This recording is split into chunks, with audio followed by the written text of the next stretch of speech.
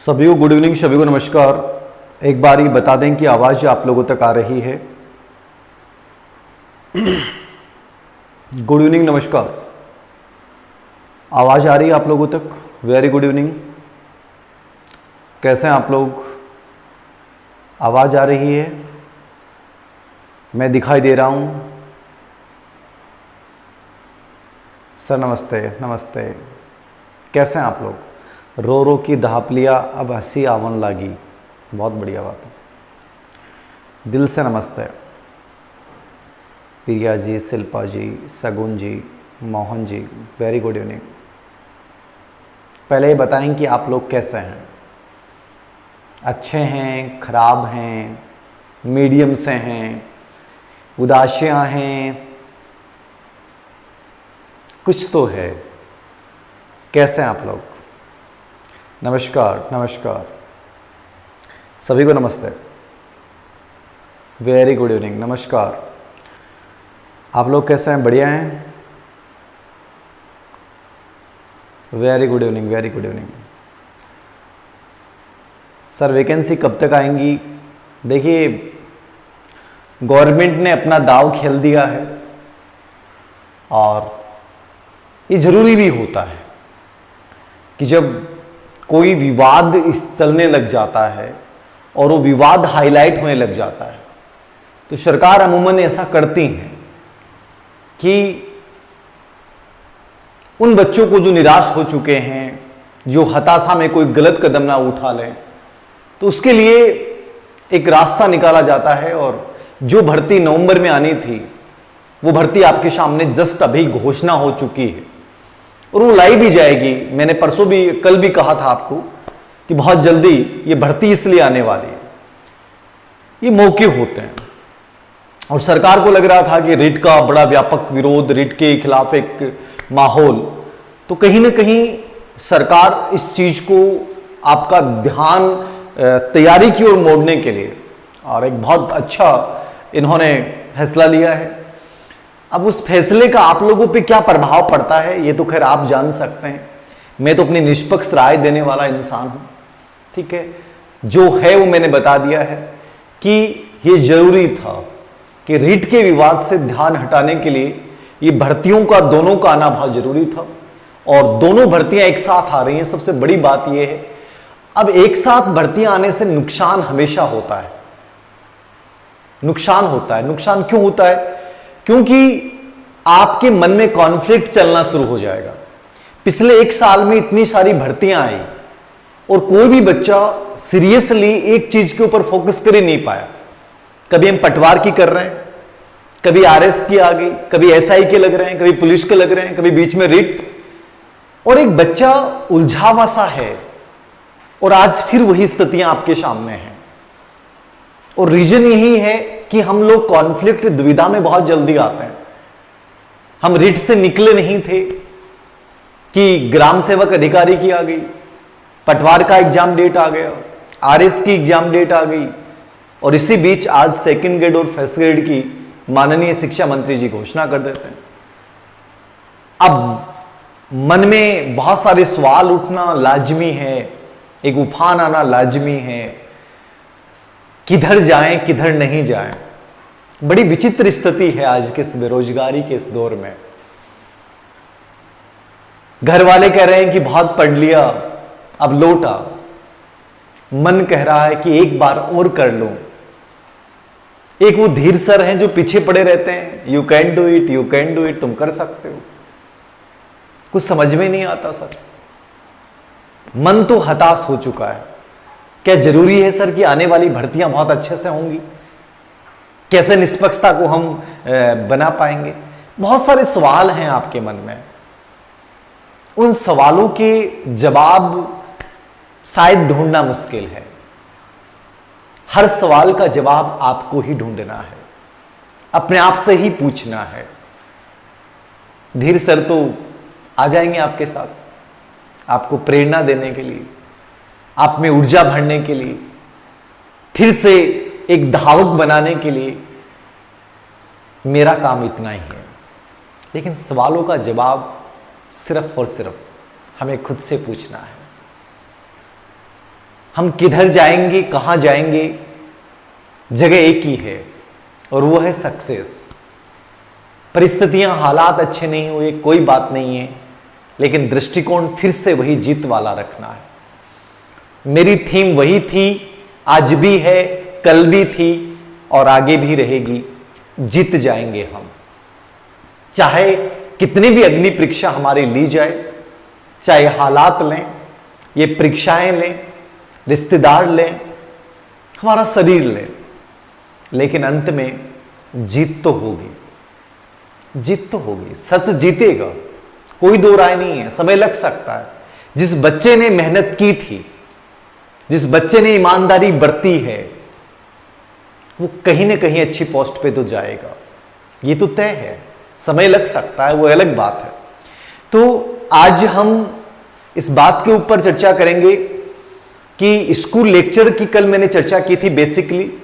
अब school lecture में जो अलग अलग सब्जेक्ट हैं, बायोलॉजी में क्या, केमिस्ट्री में क्या, फिजिक्स में क्या, मैथमेटिक्स में क्या, पॉल साइंस में क्या, हिस्ट्री में क्या, हिंदी में क्या, सोशियोलॉजी में क्या, संस्कृत में क्या, अंग्रेजी में क्या, उन सब के आने वाले 10 दिन में मेरा प्रयास रहेगा कि मैं आपको सभी के उन टॉपर्स से मिलाऊं जो बहुत ईमानदार हैं और वो वही बताएं जो आपको पढ़ना जरूरी है।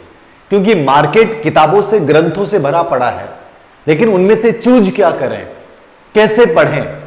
माहौल बनाया जाएगा, मार्केटिंग की जाएगी, दुनिया भर के कोचिंग खुद पढ़ेंगे। अब आज यहां ये हो रहा है साहब, ये हमारी फैकल्टीज हैं, आइए, एक बढ़िया माहौल बनाया जाएगा। अब आप किस माहौल को चुनते हैं, किस माहौल से आप आकर्षित होते हैं, या खुद का अपना एक रास्ता बनाते हैं, ये आपको तय करना है। कोशिश जरूर करूंगा उस रास्ते में दीपक बनकर दिखाने की कोशिश करूं, लेकिन मैंने कहा कि मैं एक दीपक हूं, लेकिन इस दीपक से जो मशाल बनने की प्रक्रिया है वो विद्यार्थी खुद होता है। मैं रास्ता दिखा सकता हूं आंशिक रूप से, लेकिन उस रास्ते में मंजिल तक पहुंचने का काम धीर सर नहीं करेंगे, खुद को ही करना है। तो आज का इस लाइव सेशन में मैं सेकंड ग्रेड की कुछ बेसिक बातें बताऊंगा और सेकंड ग्रेड के ऊपर आपके जो सवाल होंगे उनके मैं जवाब दूंगा। दर्द तुम लोगों में बहुत है, मैं बहुत दिनों से बात कर रहा हूं, मैं कितनी बात करूं मुझे भी नहीं पता।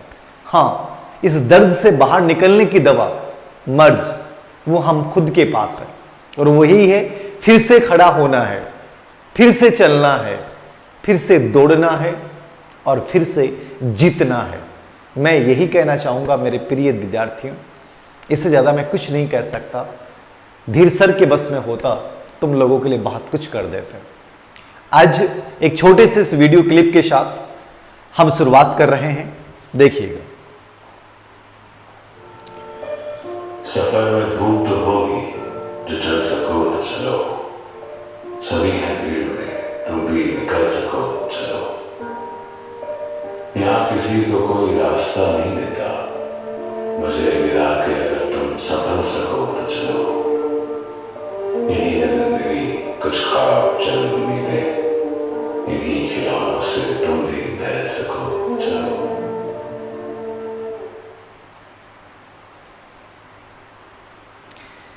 यही है जिंदगी, चल सको तो चलो, कुछ ख्वाब, कुछ उम्मीदें लेकर दौड़ सको तो दौड़ो। याद रखना, जिंदगी की सबसे बड़ी सच्चाई यही है। चलना है, आशाएं, उम्मीदें, इन उम्मीदों के साथ रास्ता अकेला ही पार करना है। कोई साथ दे या न दे, फिर भी चलना तो पड़ेगा। कोई साथ हो या ना हो, फिर भी निकलना तो पड़ेगा। इस सफर में धूप तो होगी, लेकिन फिर भी चलना तो पड़ेगा। अब ये हमें तय करना है कि इस रास्ते के इस सफर में, इस संघर्ष के सफर में किस साथी को हम साथ लेके चलते हैं या सिर्फ अकेले ही चलते हैं। कठिनाई तो होगी, दर्द भी होगा, कांटे भी होंगे, पत्थर भी फेंके जाएंगे, रुलाया भी जाएगा, लेकिन फिर भी हंसते हुए इस सफर को पार तो करना होगा। धीर सर साथ हैं और साथ ना भी हों तो भी चलना तो पड़ेगा। तो ये सेकंड ग्रेड की आज हम बात कर रहे हैं और सेकंड ग्रेड पे आज हम चर्चा करेंगे कि सेकंड ग्रेड कौन सा बच्चा दे सकता है। लगभग हर विषय में पोस्टें आते हैं। पहला सवाल आप लोगों का ये होगा कि सर इसको लेक्चरर पहले आएगी या सेकंड ग्रेड पहले आएगी। तो मेरी राय जो है वो ये है कि शायद मेरा अनुमान ये है कि फर्स्ट ग्रेड की वैकेंसियां पहले आएंगी। सेकंड ग्रेड हो सकता है 20 दिन, 25 दिन, 1 महीना, क्योंकि सरकार पे इस समय बहुत बड़ा दबाव है रिट का और सरकार इस समय जल्दी में ये फैसला लेना चाहती है कि कैसे न करके इस युवा आक्रोश को शांत किया जाए। इसलिए बड़ी कोई बात नहीं होगी कि आपके साथ 2 वैकेंसियां साथ साथ आ जाएं और आप लोग हर चीज को भूल के और फिर से अपनी तैयारी में जुट जाएं अपने सपनों को सच करने के लिए। इसमें कोई दो राय नहीं है, याद रखना। अभी हमें तय करना है कि सर फर्स्ट ग्रेड की तैयारी करें या सेकंड ग्रेड की तैयारी करें। दोनों चीजें एकदम क्लियरली हैं। जो बच्चा फर्स्ट ग्रेड के लिए एलिजिबल है, स्कूल लेक्चर के लिए एलिजिबल है, मुझे लगता है कि उसे स्कूल लेक्चरर ही की तैयारी करनी चाहिए। लेकिन यदि आप स्कूल लेक्चर के लिए एलिजिबल नहीं है, इस बार मान लीजिए एमए कर रहे हैं, तो बेटर होगा कि आप सेकंड ग्रेड पे फोकस करें। हाँ, फर्स्ट ग्रेड करने वालों की सेकंड ग्रेड की तैयारी लगभग 60% तैयारी आपकी फर्स्ट ग्रेड के साथ हो जाएगी। हाँ, थोड़ा अंतर है, वो हमें कवर करना है। क्यों है? क्योंकि फर्स्ट ग्रेड में आपको साइकोलॉजी पढ़नी है, वहां स्कूल लेक्चर की साइकोलॉजी थोड़ी अलग है, थोड़ा डिफरेंट पार्ट है। थोड़ा सेकंड ग्रेड की साइकोलॉजी थोड़ा अलग है, ठीक है, ज्यादा अंतर नहीं है लेकिन थोड़ा डिफरेंस है। तो मतलब मनोविज्ञान दोनों ही जगह पढ़ना है। स्कूल व्याख्याता में जहां 60 नंबर के लिए साइकोलॉजी करनी है, वहीं सेकंड ग्रेड में आपको 40 नंबर का मनोविज्ञान पढ़ना है। स्कूल लेक्चर में भी फर्स्ट पेपर में आपको राजस्थान का इतिहास पढ़ना है, संस्कृति पढ़नी है, ज्योग्राफी पढ़नी है, ठीक है, राज्य व्यवस्था वाला पार्ट पढ़ना है, ठीक है, ये सब चीजें पढ़नी है आपको। थोड़ा Hindi, English, school management school lecture में एक्स्ट्रा हो जाएगा। सेकंड ग्रेड में आपको राजस्थान का इतिहास पढ़ना है, राजस्थान की संस्कृति पढ़नी है, राजस्थान का ज्योग्राफी पढ़नी है, राज्य व्यवस्थाएं पढ़नी है, आपको मतलब करंट पढ़ना है। वहां स्कूल लेक्चर में करंट आपको पूरे देश भर का, विश्व भर की घटनाओं के साथ पढ़ना है। लेकिन सेकंड ग्रेड में आपको जो पढ़ना है वो केवल राजस्थान के विशेष संदर्भ में करंट पढ़ना है। साइकोलॉजी वहां जहां सब्जेक्ट के साथ आती है, सेकंड ग्रेड में साइकोलॉजी के जो 40 नंबर का पार्ट है वो आपके फर्स्ट पेपर के साथ होगा, ठीक है। तो सेकंड ग्रेड का पैटर्न क्या है? सिंपल सी बात, जिस बच्चे ने बीए बीएड कर रखा है उसको सेकंड ग्रेड पे फोकस करना चाहिए, ठीक है। इसके साथ वो डीएसएसबी की वैकेंसियां देख सकता है, ठीक है। टीजीटी की किसी भी स्टेट की वैकेंसी आती हैं, केवी की वैकेंसी आती हैं, उनके लिए भी उसका एक बेस तैयार हो जाएगा। तो सेकंड ग्रेड के साथ आपका फर्स्ट ग्रेड भी तैयार हो रहा है और फर्स्ट ग्रेड के साथ आपका सेकंड ग्रेड भी तैयार हो रहा है। तो जो केवल फर्स्ट ग्रेड के लिए एलिजिबल हैं, मुझे लगता है कि फर्स्ट ग्रेड के साथ सेकंड ग्रेड अपने आप तैयार हो जाएगा। बहुत सारा पार्ट आपका सेम है। अब शुरुआत बेसिकली कहां से करें? सर गाइड लाएं कि नहीं लाएं, किताब लाएं तो कौन सी लाएं? मेरी राय आपको पहले भी थी और अभी भी कह रहा हूं, अभी अपना बेस बनाइए, अभी अपना बेस तैयार कीजिए। सेकंड ग्रेड के पेपर्स देखोगे, आइडिया लगेगा कैसे क्या पढ़ना है। आरबीसी बोर्ड की बुक्स को आपको सबसे पहले उठाना चाहिए गाइडों को पढ़ने से पहले। गाइडें बाद का साधन है, अभी फिलहाल साधन नहीं है। पहले उन किताबों को उठाइए और उन एग्जाम्स के क्वेश्चन पेपर को देखते हुए उन किताबों के अपनी भाषा में नोट्स तैयार कीजिए। अभी समय है, 3 से 4-5 महीने आपको सेकंड ग्रेड स्कूल लेक्चर के लिए मिलेंगे, तो कोशिश करें कि खुद के अपने एक नोट्स तैयार करें। जैसे सेकंड ग्रेड के अपन सिलेबस की बात करें और नॉर्मली देखें, एक बार फिर से वीडियो दिखाऊं, ये वीडियो बहुत अच्छा लगता है मुझे, सफर में धूप तो होगी, अच्छा लगता है। सको तो चलो, सभी हैं भीड़ में, तुम भी निकल सको चलो। यहाँ किसी को कोई रास्ता नहीं देता, मुझे गिरा के अगर तुम संभल सको तो चलो। यही है जिंदगी, कुछ ख्वाब चंद उम्मीदें, इन्हीं खिलौनों से तुम भी बहल सको चलो।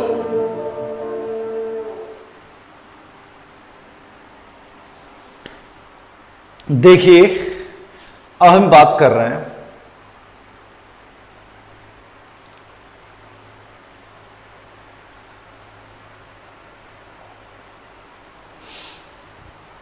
ये सेकंड ग्रेड का सिलेबस है, ठीक है।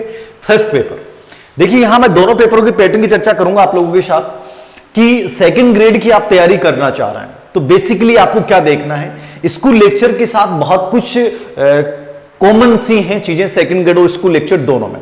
फर्स्ट पेपर होगा और फर्स्ट पेपर का जो पार्ट है वो 200 नंबर का। कितने नंबर का पार्ट है? 200 नंबर का पार्ट रहेगा फर्स्ट पेपर। कितने नंबर का? 200 नंबर का एक पार्ट है फर्स्ट पेपर, बड़ा रोल है। और 300 नंबर का पार्ट है वो है आपका सेकंड पेपर, यानी कि टोटल 500 नंबर का आपका सेकंड ग्रेड का पैटर्न रहने वाला है। 200 प्लस 300 यानी 200 नंबर का बहुत बड़ा रोल हो गया। सब्जेक्ट के साथ यदि स्कूल सेकंड ग्रेड में यदि आप तैयारी कर रहे हैं और फर्स्ट पेपर यदि आपका स्ट्रॉन्ग नहीं है तो आप सेकंड ग्रेड टीचर नहीं बन सकते। तो इस पेपर को आपको बहुत सीरियसली लेना है। यहां 40 नंबर का एजुकेशनल साइकोलॉजी है। कितने नंबर की है? 40 नंबर की। एजुकेशनल साइकोलॉजी कितने नंबर की है? 40 नंबर का मनोविज्ञान, शिक्षा मनोविज्ञान 40 नंबर का। General knowledge of world and India, इसमें आपको इकोनॉमिक्स का भी थोड़ा सा पार्ट है, ज्योग्राफी का बड़ा पार्ट है इसमें, और राज्य व्यवस्था, राष्ट्रीय आंदोलन, संवैधानिक व्यवस्थाएं, संविधान का विकास, यह पार्ट है। अब general knowledge of world and India, इसमें ज्योग्राफी वाला जो पार्ट होता है उसके लिए महेश वर्णवाल की किताब बहुत बढ़िया है। ज्योग्राफी का इंडिया और वर्ल्ड का जो पार्ट है उसके लिए महेश वर्णवाल से बढ़िया कोई किताब नहीं है। बहुत अच्छी किताब है। आप यदि अच्छी किताब पढ़ना चाहते हैं तो वो ले सकते हैं। मैं निष्पक्ष राय दे रहा हूं।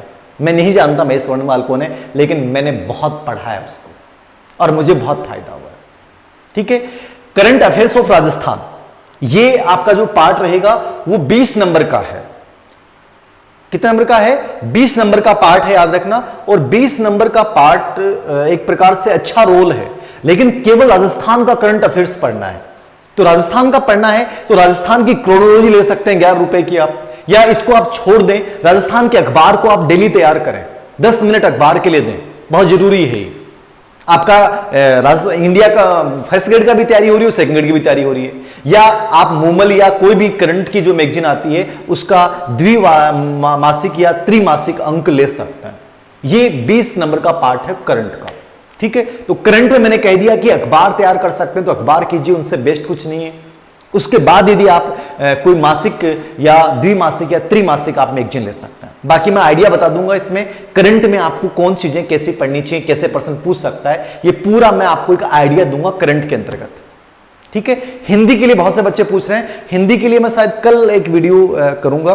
चूंकि मकान का काम चल रहा है तो दिन में आवाजें होती रहती हैं, शाम को ही आ सकते हैं, तो मैं कल शायद संडे है, कल कोशिश करेंगे कि मैं शाम को आपको हिंदी के टॉपर्स जो है उनसे मिला दूं, Hindi second grade first grade दोनों के लिए।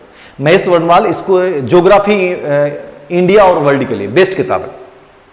और इसी में एक राज्य व्यवस्था का पार्ट है। अब राज्य व्यवस्था के लिए कल मैंने आपको किताब बताई थी कि राज्य व्यवस्था के लिए 2 किताबें सबसे बेस्ट होती हैं। आप बहुत डिटेल में पढ़ना चाहते हैं, बहुत डीपली पढ़ना चाहते हैं तो लक्ष्मीकांत की भारतीय राज्य व्यवस्था, लक्ष्मीकांत की भारतीय राज्य व्यवस्था ले लें आप, हमेशा काम आएगी।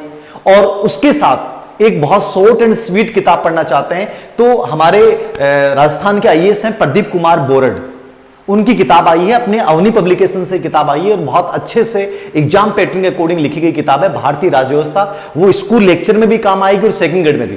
ठीक है। तो लगभग 10 नंबर का 15 नंबर का पार्ट आएगा उस किताब में से। तो भारतीय राज्य व्यवस्था के लिए प्रदीप कुमार बोर्ड अपनी पब्लिकेशन से अवनी से ही है, वो जस्ट अभी 2-3 दिन पहले वो किताब आई है, तो वो आपके दोनों जगह काम आ जाएगी। ठीक है। और लक्ष्मीकांत की भारतीय राज्य व्यवस्था आती है, बहुत डिटेल में पढ़ना चाहते हैं तो आप वहां जा सकते हैं।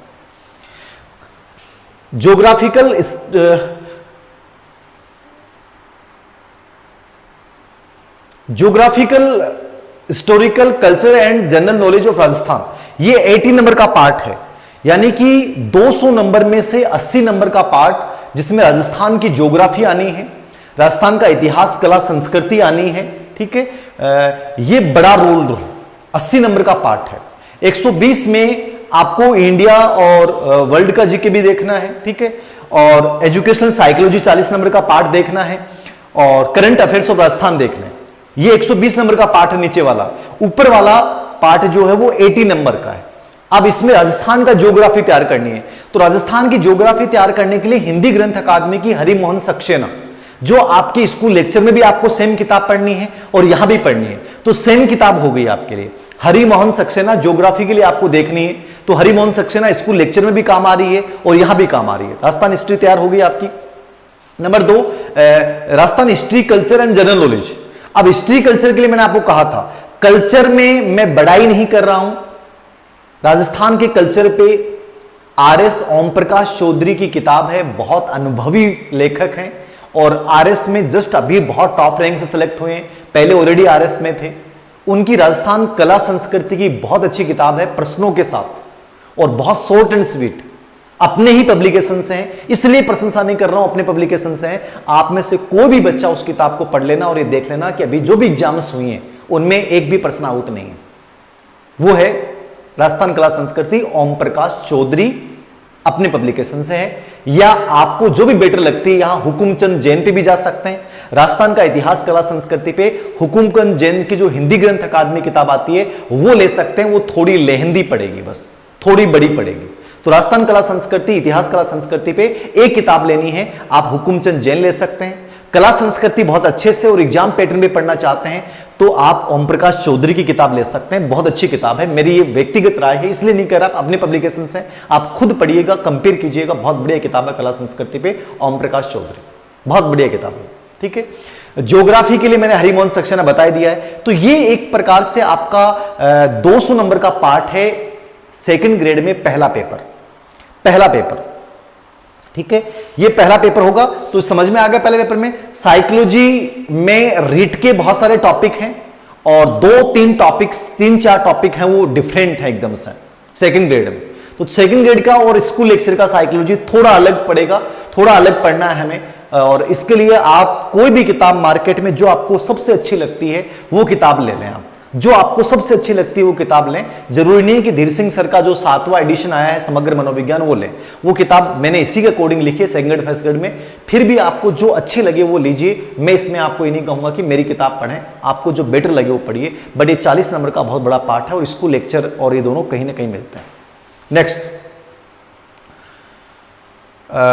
ये जो इंडियन जीके है, वर्ल्ड का जीके है, उसमें 1919 का अधिनियम, नेशनल मूवमेंट, अंबेडकर का योगदान, इंडियन भारतीय संविधान की विशेषताएं, fundamental of right, duties and directive principle of state policy office, ये सब पार्ट आपको प्रदीप कुमार बोरड की जो राजव्यवस्था वाली किताब है उसमें सब दे रखे हैं और क्वेश्चन सहित दे रखे हैं। बहुत बढ़िया किताब है, तो ये पार्ट आप वहां से देख सकते हैं, राजव्यवस्था वाला।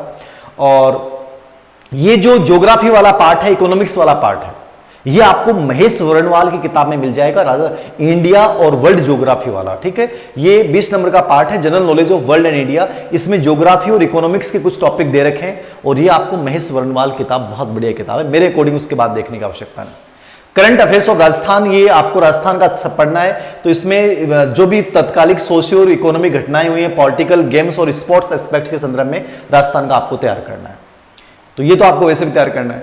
और ये office of governor, role and function of chief minister, cabinet, state secretary, chief secretary, organisation, role of the Rajasthan public service commission and state human right commission, Panchayati Raj Rajasthan, ये भी तीनों लाइन वाला जो सिलेबस है वो प्रदीप कुमार बोरड वाली सर वाली किताब भारतीय राज्य व्यवस्था में मिल जाएगा आपको। मतलब वो किताब आपके लिए राज्य व्यवस्था के नीचे भी सिलेबस दे रखा है, यहां भी दे रखा है, दोनों की पूर्ति कर देगी। या आप एम लक्ष्मीकांत की भारतीय राज्य व्यवस्था ले सकते हैं उसमें, लेकिन राजस्थान के संदर्भ में नहीं मिलेगा। तो प्रदीप कुमार बोरड सर वाली राजस्थान की राज्य व्यवस्था। सर पेनोरमा कैसे? पेनोरमा भी अच्छी है लेकिन लेहंदी बहुत पड़ती है, लेहंदी बहुत पड़ती है पेनोरमा। वैसे अच्छी गाइड अच्छी है, सब कुछ आ जाता है, लेकिन लेहंदी बहुत है, कठिन बहुत है। आपको ऐसा लगेगा कि क्या पढ़ें क्या छोड़ें, ये बड़ी बात है पेनोरमा की, ये प्रॉब्लम है गाइड की। तो बाकी किताब पढ़ेंगे ज़्यादा बेस्ट है। समग्र मनोविज्ञान अभी मिल रही है, निश्चित रूप से समग्र मनोविज्ञान अभी मिल रही है, अभी जस्ट तो निकाला है, 15 दिन तो हुए हैं उस एडिशन को निकाले हुए। और ऑब्जेक्टिव किताब जो आएगी वो टॉपिक वाइज आ रही है, नई किताब आ रही है ऑब्जेक्टिव साइकोलॉजी के लिए, जल्दी टॉपिक वाइज आएगी 2021 तक के सभी पर्सन। ये कल्चर वाला पार्ट है, लोक देवता, देवियां, संत of Rajasthan, architecture, paintings, fair, customer, fall. ये कंप्लीटली आप वहां से भी देख सकते हैं ओम प्रकाश चौधरी वाली किताब, या आप हुकुमचंद जैन वाली हिंदी ग्रंथ अकादमी की जो किताब है वो ले लें। एक पार्ट आपके लिए इनफ है, उसके लिए कुछ भी देखने की आवश्यकता नहीं है, मेरा विश्वास मानिएगा, कुछ भी बाहर नहीं आएगा, कुछ भी बाहर नहीं आएगा। और हिस्ट्री वाले पार्ट के लिए भी आप वही हुकुमचंद जैन देख सकते हैं, कंप्लीटली उसमें हुकुमचंद जैन में दे रखा है, कंप्लीटली दे रखा है। या कोई भी गाइड आप ले सकते हैं, कोई भी गाइड आपको जो बेटर लगती है, आप मार्केट में जाइए 3-4 गाइडें लीजिए और उसको सर्च कीजिए। बाकी लिखूंगा मैं भी इस पार्ट पे, राजस्थान की हिस्ट्री पे स्कूल लेक्चर के लिए भी और इसके लिए भी। इसके लिए किताब मैं भी एक बहुत अच्छी लिखने का प्रयास कर रहा हूं, देखो कितना सफल होता हूं, बाकी लिखूंगा मैं भी इस पे। तो ये आप देख सकते हैं। तो राजस्थान बोर्ड की किताबों को ज्यादा बेस बनाते हुए आप फर्स्ट पेपर को तैयार कीजिए, 200 नंबर का बहुत बड़ा इंपॉर्टेंट पार्ट है। सब्जेक्ट की जहां तक बात है, सब्जेक्ट जो होगा वो 300 नंबर का होगा। कितने नंबर का होगा? सब्जेक्ट 300 पे, सेकंड पेपर। और सब्जेक्ट में क्या है कि सबसे बड़ा रोल तो है कि सेकेंडरी और हायर सेकेंडरी की किताबों का प्रतिशत, यानी 180 नंबर का जो पार्ट है, 300 नंबरों में से 180 नंबर का पार्ट जो आपके सब्जेक्ट में आएगा वो 10वीं, 9वीं, 10वीं और 11वीं, 12वीं की किताबों से पूछा जाएगा। तो 9वीं से लेकर 12वीं तक की किताबें बहुत अच्छे से आपको देखनी है, वो सबसे इंपॉर्टेंट पार्ट है। 9वीं, 10वीं, 11वीं, 12वीं किताबें वो सबसे इंपॉर्टेंट पार्ट रहेगा, तो वो आप अच्छे से कवर कर लें। 9वीं, 10वीं, 11वीं, 12वीं वो 180 नंबर का पार्ट रहेगा सब्जेक्ट में, एसएसटी हो, हिंदी हो, इंग्लिश हो, मैथ हो, कोई भी हो आपके। अब कॉमर्स वाले बच्चे कह रहे हैं सर हम किस में शामिल होंगे, तो जैसे लेवल रिट में तो आपको एसएसटी में शामिल कर लिया गया था शायद, ठीक है। अब सेकंड ग्रेड में आपको एसएसटी में शामिल करते हैं कि नहीं करते हैं अभी ये तय नहीं है, लेकिन हो सकता है यदि आप अपना मांग रखें, आंदोलन करें, कुछ ट्विटर अभियान चलाएं तो हो सकता है आपका कुछ हो, ठीक है। बाकी आप स्कूल लेक्चर के लिए एलिजिबल है कॉमर्स वाले बच्चे, ठीक है। 80 नंबर का पार्ट रहेगा वो ग्रेजुएशन लेवल की किताबों के बेस पे रहेगा। तो first year, second year, third year में जैसे मान लीजिए आपके हिंदी का क्या पार्ट चलता है, संस्कृत का क्या पार्ट चलता है, इंग्लिश का क्या पार्ट चलता है, तो 80 नंबर का पार्ट ग्रेजुएशन लेवल का पूछा जाएगा। तो 180 10वीं और 12वीं लेवल का और 80 नंबर का ग्रेजुएशन लेवल का, ये 260 नंबर का पार्ट हो गया। और 40 ये आपका शायद कितना पार्ट, वो शायद 40 नंबर का क्या बच गया, 300 नंबर का ना, 40 नंबर का टीचिंग मेथड, 40 नंबर का क्या रहेगा, टीचिंग मेथड का पार्ट रहेगा। तो टीचिंग मेथड जो आपने रीट में पढ़े हैं वो थोड़े डिटेल्ड में आपको सब्जेक्ट के साथ पढ़ने हैं। तो 40 नंबर टीचिंग मेथड के रहेंगे और 260 नंबर सब्जेक्ट का रहेगा। इस प्रकार टोटल 300 नंबर का पार्ट रहेगा सब्जेक्ट। 200 नंबर का पहला पेपर रहेगा, 500 का टोटल स्कोर है। तो 500 में नॉर्मली जो मेरिट रहती है वो 350 के आसपास बच्चों की मेरिट रहती है। 350 के आसपास जो बच्चा स्कोर करता है वो सेकंड ग्रेड टीचर लगभग बन जाता है। तो कोशिश करें कि जो सेकंड ग्रेड के लिए एलिजिबल हैं वो अभी से सेकंड ग्रेड की तैयारी शुरू कर दें। और जो मैंने बताया है वो आपको वही बताया है जो मुझे लगा कि बेटर है, क्योंकि मैं ऐसा कभी नहीं बताऊंगा अपने व्यक्तिगत हितों के लिए कि ताकि आप मुझे गाली दें, ऐसा मैं कभी नहीं करूंगा, याद रखना, ठीक है। तो एक बड़े पब्लिकेशन ने मुझे ऑफर भी दिया कि आप हमारी किताबों का नाम ले लीजिए, हम आपको इतना पेमेंट कर देंगे। लेकिन जब मैंने उन किताबों को देखा तो मुझे लगा कि लेवल ही नहीं है, तो मैं वही बताऊंगा जो बेटर होगा। तो कोशिश ये करें कि इन किताबों से, और इन किताबों को भी आप नहीं पढ़ना चाहें तो आप राजस्थान बोर्ड की किताबों को बेस मान के तैयारी करते हैं तो वास्तव में आप सिलेक्शन ले सकते हैं। अब आपके कोई सवाल हो तो पूछिए मुझे। सर स्पेशल टीचर की vacancy, CTET exam, CTET exam के लिए ऑलरेडी मैंने बता रखा है, अपनी साइकोलॉजी में तो वही किताब इनफ है। और सीटेट का सेम पैटर्न है, वही आपको हिंदी पढ़नी है, संस्कृत पढ़नी है, इंग्लिश पढ़नी है, ठीक है, और सब्जेक्ट पढ़ना है। तो सीटेट का वही सेम पैटर्न है जो रीट का था, कोई दिक्कत ही नहीं है। सर आपका आशीर्वाद यूं ही बना रहे, हमेशा बना रहेगा, मरते दम तक बना रहेगा, जब तक सांसें चल रही हैं तब तक बना रहेगा, कोई दिक्कत नहीं है। डर नहीं लगता है, आप लोगों की वजह से डर नहीं लगता है। बहुत सारे लोग बातें करते हैं, डराने की कोशिश करते हैं, धमकियां मिलती हैं, कोई फर्क नहीं पड़ता, ठीक है। निष्पक्ष बोलूंगा, बेबाकी से बोलूंगा कि सर आप कोचिंग के खिलाफ क्यों बोल देते हो, ऐसे बहुत सारे आते हैं, कोई टेंशन नहीं। सर फर्स्ट ग्रेड, सर विज्ञान का बताओ, विज्ञान पे मैं आपको टॉपर से मिला दूंगा।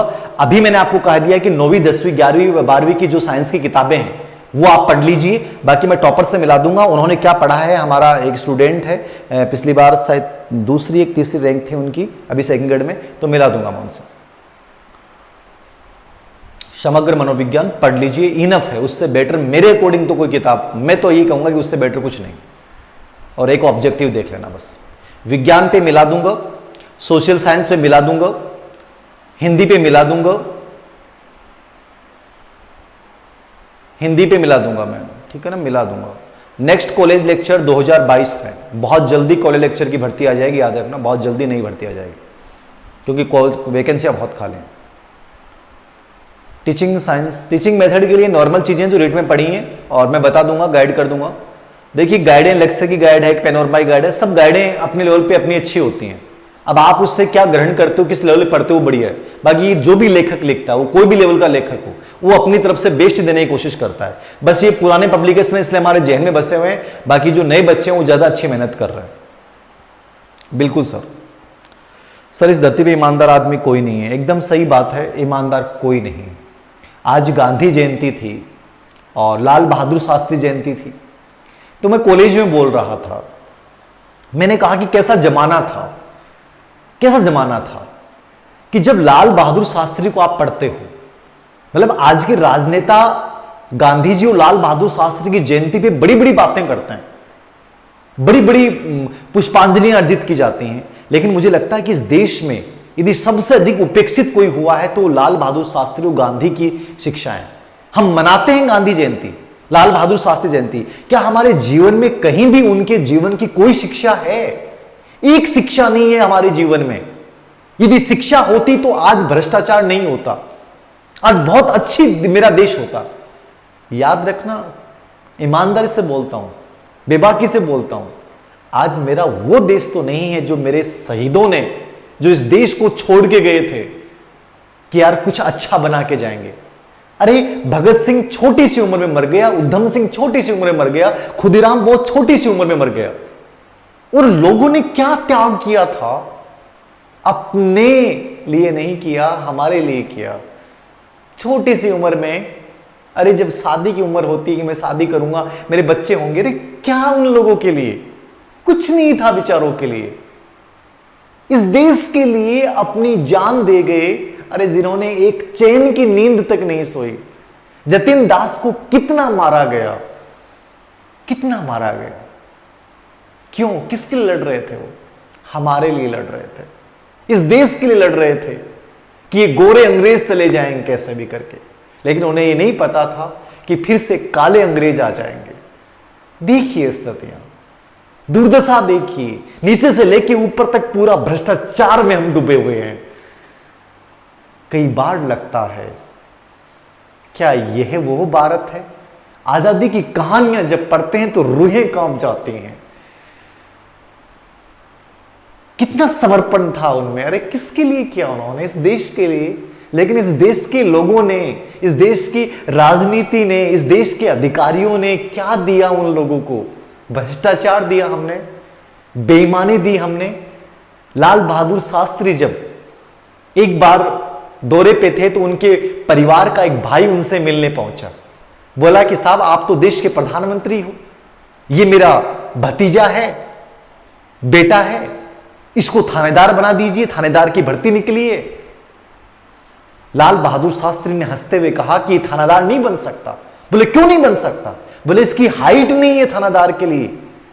तो उसने कहा अच्छा इसकी हाइट नहीं है और ये नहीं बन सकता, तुम प्रधानमंत्री हो, तुम इसे नहीं लगा सकते? बोले मैं नहीं लगा सकता। बोले क्यों नहीं लगा सकते? बोले इसकी हाइट नहीं है, नियमों के विपरीत है। तो बोले तुम्हारी इतनी छोटी हाइट है और तुम देश के प्रधानमंत्री बन गए और ये थानेदार नहीं बन सकता? बोले हां, मैं चाहकर भी थानेदार नहीं बन सकता, प्रधानमंत्री ये भी बन सकता है। कितनी बड़ी बात थी, इतनी ईमानदारी उस इंसान में, कितना गजब का प्रधानमंत्री। अरे देखिए, प्राउड कीजिए कि हमारी भूमि पे ऐसा महानुभाव हुआ जिसने सरकार का एक रुपया नहीं लिया, जिसने ये कह दिया कि चाहे मेरा बेटा क्यों ना हो लेकिन वो गलत तरीके से नौकरी नहीं लग सकता। सोचिए कितनी बड़ी बात है। गांधी जी सब कुछ समर्पित कर दिया। रियल में गांधी जी को जिस दिन पढ़ लोगे ना, हमें कई बार लगता है गांधी जी ने तो बहुत बुराई। अरे उस गांधी में क्या बुराई थी? वो गांधी ने सब कुछ किया। लंगोटी में पूरी जिंदगी भर रहा, भागता रहा, दौड़ता रहा। वो चाहता तो प्रधानमंत्री बन जाता, वो चाहता तो राष्ट्रपति बन जाते, सब कुछ बन सकते थे वो, लेकिन उन्होंने पद नहीं लिया। त्याग देखिए, क्या आज ऐसा उदाहरण देखने को मिल सकता है? नहीं। बहुत अनुपम लोग हैं ये लोग, लेकिन वो आज जब उस जन्नत में, जहां स्वर्ग में बैठे हैं, वो देख रहे होंगे अरे ये हिंदुस्तान था क्या? कैसा हिंदुस्तान है। मन तो बहुत करता है मेरा, बहुत करता है, क्या करूं समझ में नहीं आता।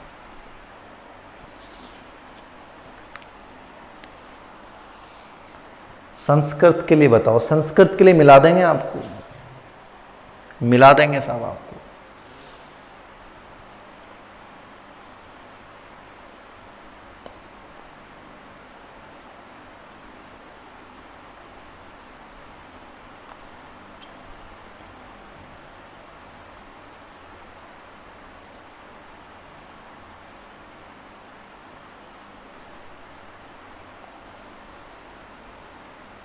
कोई सवाल हो तो बताएं। देखो, अपने को किसी राजनेता के लिए गलत टिप्पणी नहीं करनी है, राजनीति को अपने को नहीं घसोटना है। सब, मैं तो कहता हूं सब क्या क्या किस किस के बारे में बात करें, कौन सही है कौन गलत है कोई नहीं बता सकता। और कोई प्रश्न हो तो बताएं आप। इंग्लिश के लिए मिला दूंगा मैं, संस्कृत के लिए मिला दूंगा मैं, एसएसटी के लिए मिला दूंगा मैं, हिंदी के लिए मिला दूंगा मैं, फर्स्ट ग्रेड के जितने भी विषय हैं उन सब के लिए मिला दूंगा मैं। मैथ का सेकंड ग्रेड स्कूल लेक्चर का वीडियो मेरा बनाया हुआ है, झुंझुनू के जो टॉपर हैं दीपक टेलर उनके साथ। संस्कृत का स्कूल लेक्चर का बनाया हुआ है, पॉलिटिकल साइंस का स्कूल लेक्चर के लिए बनाया हुआ है, फिर बना देंगे। लगभग वीडियो मैंने बना रखे हैं।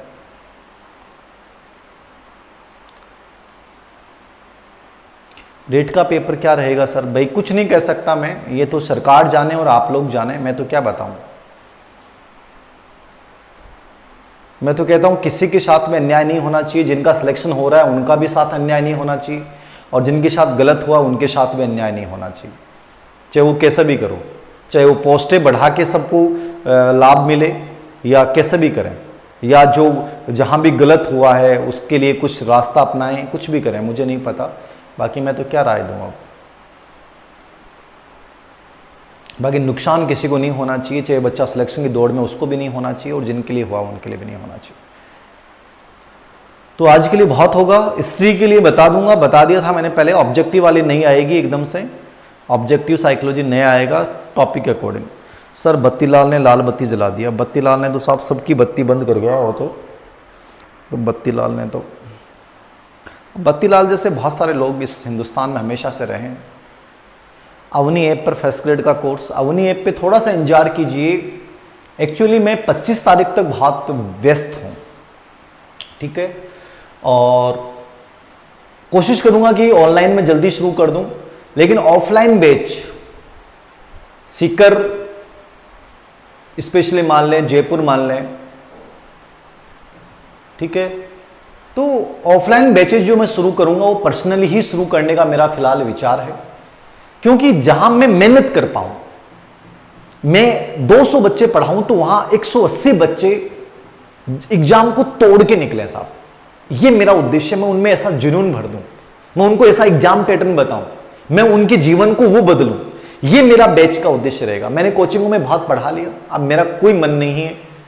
अब मेरा मन वही है कि मैं से 250 बच्चों का एक बैच लूं, वो 250 बच्चों में से लगभग बच्चे सिलेक्ट हों।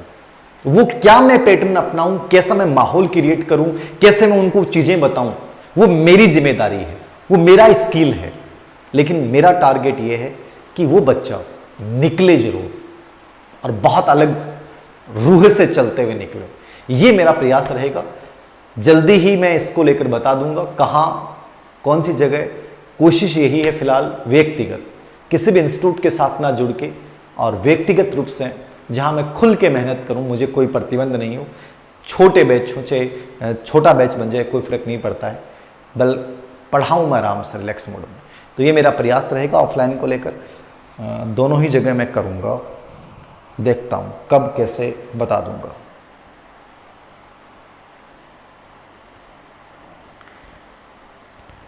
व्यक्तिगत ही प्रयास रहेगा इस बार, बस इतना ही कहूँगा मैं। बाकी कोई ज़रूरी नहीं है पढ़ना आपको। मैं कहूँगा सर आप कोई ऐड नहीं कर रहा। मैं तो कहता हूँ खुद सेल्फ से बढ़िया कुछ नहीं है। मैं तो अभी भी कह रहा हूँ सेल्फ से बढ़िया कुछ नहीं है, किताबों से बढ़िया कुछ नहीं। फिर भी पढ़ना चाहें तो ऑनलाइन ऑफलाइन दोनों कर दूंगा। बाकी कोई दिक्कत नहीं है। अभी रीट की मेरिट को लेकर टेंशन में नहीं लें, रीट की मेरिट और भी डाउन आ सकती है। अभी आंसर की आने दो, देखिए बहुत कुछ चेंज होगा। ठीक है, ओके, थैंक यू आज के लिए। Okay, thank you very much. देखेंगे कहाँ कैसे क्या पढ़ाएंगे, अभी कुछ तय नहीं है मेरा। गुड नाइट, जय हिंद, जय भारत, वंदे मातरम।